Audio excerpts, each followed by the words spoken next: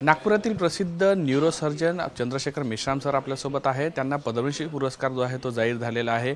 पहिली प्रतिक्रिया काय आहे त्यांना त्यांच्याकडून जाणून घेऊ। सर, साम टीव्हीकडून खूप खूप शुभेच्छा। काय पहिली प्रतिक्रिया आहे, काय आनंद आहे? धन्यवाद। अतिशय आनंदाची गोष्ट आहे आपल्या सर्वांकरता, नागपूरच्या लोकांकरता, विदर्भाकरता, महाराष्ट्राकरता अतिशय आनंदाची बाब आहे। आणि सर्व म्हणजे सोसायटीकरता, डॉक्टर्स लोकांकरता आज डॉक्टर्स लोकांची जी इमेज आहे त्यामध्ये नेगेटिव्ह अशी इमेज आहे आणि या संदर्भात डॉक्टर्सना असे पद्मश्री जर पुरस्कार मिळाले तर हे एक नवीन पिढीकरता एक चांगलं प्रोत्साहन आणि इन्स्पिरेशन होऊ शकतं असं मला वाटतं। सर, गेले 4 दशकापासून आपण या क्षेत्रामध्ये काम करतात, न्यूरोसर्जन। खरं तर मेंदूचं स्वास्थ्य हे फार महत्त्वाचं आहे आजच्या काळात, नव्या पिढीसाठी असो की जुन्या लोकांसाठी असो। हां, मेंदूचं स्वास्थ्य अतिशय महत्त्वाचं आहे, कारण मेंदू पूर्ण शरीराचं नियंत्रण करतो आणि मेंदू जर आपला स्वस्थ असला तर आपलं शरीर चांगलं असतं। त्यामुळे मेंदूचं स्वास्थ्य चांगलं ठेवणं हे फार आवश्यक आहे। आणि मेंदूचं स्वास्थ्य चांगलं ठेवायचं तर आम्ही 3 गोष्टीचा विचार करा असं नेहमी सांगतो। एक तर तुमचं नियमित व्यायाम, मग शारीरिक व्यायाम आणि बौद्धिक व्यायाम, वेगवेगळ्या गोष्टीमध्ये आपण इंटरेस्ट घेतला पाहिजे। आपण जे एखादं काम करतो तेच काम करत नाही राहायचं। तुम्ही तुमच्या ज्या काही हॉबीज आहेत ते डेव्हलप करा, नवीन भाषा शिका, काही पेंटिंग, म्युझिक, आर्ट, कल्चर, लिखाण, वाचन या गोष्टीकडे सुद्धा लक्ष देणं फार आवश्यक आहे। त्याच्यामुळे आम्ही नेहमी सांगतो की 80 आणि 20 असं हे ठेवा की 80% काम तुमच्या कामाकरता ठेवा आणि 20% तुम्हाला जे गोष्टी आवडतात त्यामध्ये, मग ते तुम्हाला सिनेमा पाहणं असो, गाणं म्हणणं असो किंवा फिरणं असो, बाहेर तुम्हाला मित्राशी गप्पा करणं असो, सामाजिक काम असो, यामध्ये व्यतीत करणं फार आवश्यक आहे। सर, गेल्या 4 दशकांपासून आपण यामध्ये काम करतात, अनेक शस्त्रक्रिया केल्या असेल, अनेक केसेस पाहिलेले असेल, काय अनुभव राहिलेला आहे सगळा आणि या पुरस्कारासाठी ते किती महत्त्वाचं?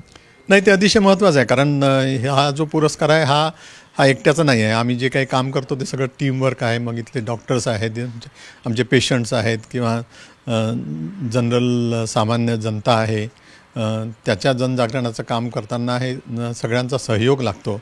आणि त्यामध्ये मग नागपूरचे डॉक्टर्स असो किंवा महाराष्ट्रातले न्यूरोलॉजिस्ट असो, देशातील न्यूरोलॉजिस्ट यांचा सगळ्यांचा सहयोग या कामामध्ये लागलेला आहे। सर, अगदी ग्रामीण भागातून तुम्ही या सगळ्या प्रवासाला सुरुवात केली, कसा राहिला हा प्रवास? काय महत्त्वाचे क्षण आहे जे तुम्हाला आजही डोळ्यासमोर येतात?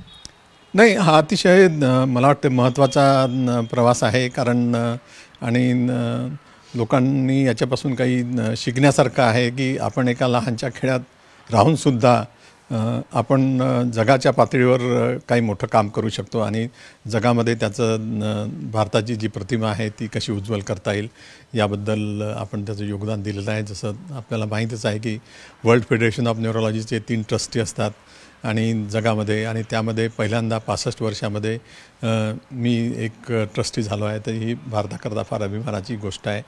आणि ट्रॉपिकल न्यूरोलॉजीचं, वर्ल्ड ट्रॉपिकल न्यूरोलॉजीचं त्याचा मी अध्यक्ष आहे, तर हे सुद्धा चांगलं आहे। आणि ज्या समिती असतात त्यामध्ये मी देशाचं रिप्रेझेंटेशन 7 वेळा केलं आहे, तर वेगवेगळ्या जगातील वेगवेगळ्या देशामध्ये जाऊन आपल्या प्रॉब्लेम्स काय आहेत भारतातले त्याची मांडणी केली। आणि हे जे जनजागरणाचे कार्यक्रम आम्ही करतो त्याची नोंद वर्ल्ड फेडरेशनने घेऊन ते त्यांच्या वेबसाईटवर सगळे ते लावतात, आम्ही केलेले कार्यक्रम। आणि नागपूरचे कार्यक्रम किंवा भारतातले कार्यक्रम हे जगात सगळ्यात चांगले कार्यक्रम अशी एक आम्हाला पावती मिळते नेहमी।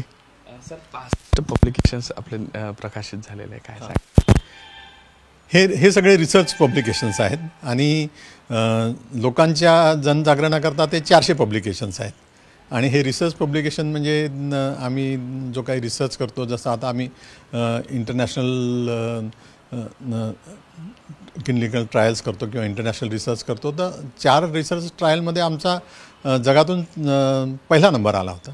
आणि आम्ही जे काही रिसर्च केलं त्याच्या बेसिसवर 2 औषधी डिमेन्शियाकरता आणि इपिलेप्सीकरता हे USFDAने अप्रूव्ह केलं आमच्या रिसर्चच्या भरोशावर, तर ते एक चांगलं योगदान आहे, की मोठं अचीवमेंट आहे। देश विदेशातील प्रत्येक घडामोडींचे लाईव्ह अपडेट मिळवण्यासाठी आता साम टीव्हीच्या सर्व सोशल मीडिया प्लॅटफॉर्मला लाईक, फॉलो आणि सबस्क्राईब करा। तसंच सर्व नोटिफिकेशनसाठी बेल आयकॉन प्रेस करायला विसरू नका।